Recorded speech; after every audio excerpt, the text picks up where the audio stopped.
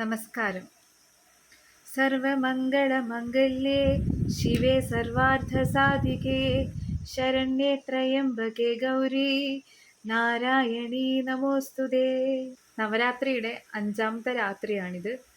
ഇന്ന് നമ്മളെല്ലാവരും ഭജിക്കുന്നത് സ്കന്ദമാതാ ദേവിയാണ്.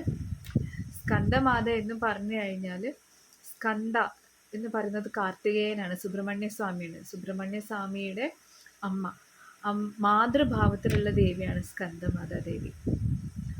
സുബ്രഹ്മണ്യ സ്വാമിയെ കയ്യിലെടുത്ത് താമരയിലിരിക്കുന്ന ദേവിയാണ് സ്കന്ദമാത. സ്കന്ദമാതയ്ക്ക് 4 കൈകളാണുള്ളത്. വലതുഭാഗത്തുള്ള 2 കൈയിൽ ഒന്നിൽ താമരയും ഒന്നിൽ സുബ്രഹ്മണ്യ സ്വാമിയാണുള്ളത്. സുബ്രഹ്മണ്യ സ്വാമി 6 ശിരസ്സുള്ള രൂപത്തിലാണ് നമുക്ക് ഈ സ്കന്ദമാതയുടെ കയ്യിൽ കാണാൻ പറ്റുക. അതുപോലെ തന്നെ ഇടതുഭാഗത്തുള്ള 2 കൈയിലായി താമരയും വരമുദ്രയും നമുക്ക് കാണാൻ പറ്റും. വരമുദ്ര എന്ന് പറയുന്നത് ആ ഒരു മുദ്ര, ആ ഒരു കൈയിലൂടെയാണ് നമുക്ക് ദേവി അനുഗ്രഹങ്ങൾ ചൊരിയുന്നത് എന്നാണ് പറയുന്നത്.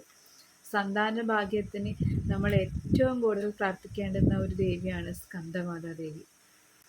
മാതൃഭാവത്തിൻ്റെ പൂർണ്ണ രൂപമാണ് സ്കന്ദമാത. സ്കന്ദമാതാ ദേവിയുടെ വാഹനം എന്ന് പറയുന്നത് സിംഹമാണ്. അതേപോലെ 3ാമത്തെ ദിവസം നമ്മൾ പ്രാർത്ഥിച്ച ചന്ദ്രഘണ്ഠ ദേവിക്കുള്ളതുപോലെ തൃക്കണ്ണുള്ള ദേവിയാണ് സ്കന്ദമാതാ ദേവി. ഇന്ന് 5ാം ദിവസം ധരിക്കേണ്ടുന്ന വസ്ത്രത്തിൻ്റെ നിറം വെള്ളയായിരുന്നു എന്നാണ് പറഞ്ഞിരുന്നത്. വെള്ള നിറം സമാധാനത്തെയും വിശുദ്ധിയും, പീസ് ആൻഡ് പ്യൂരിറ്റിയാണ് സൂചിപ്പിക്കുന്നത്. വെള്ള നിറം നമുക്ക് സ്വതവേ നമുക്കറിയാം, നമ്മളെപ്പോഴും വെള്ള നിറം കാണുന്നത്, വെള്ള നിറം അധികം ഉപയോഗിക്കുന്നത് സമാധാനത്തെ സൂചിപ്പിക്കാനാണ്. ഇവിടെ സമാധാനത്തെയും പ്യൂരിറ്റിയെയാണ് വെള്ള നിറം കൊണ്ട് ഇന്ന് ഉദ്ദേശിക്കുന്നത്. വെള്ള വസ്ത്രം ധരിക്കുന്നതിലൂടെ അതാണ് നമ്മൾ ഉദ്ദേശിക്കുന്നത്.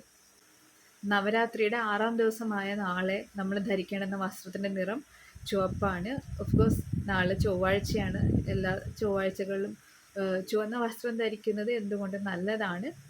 മാത്രമല്ല നമ്മൾ നാളെ ഭജിക്കുന്നത് ദേവി കാത്യായനിയാണ്.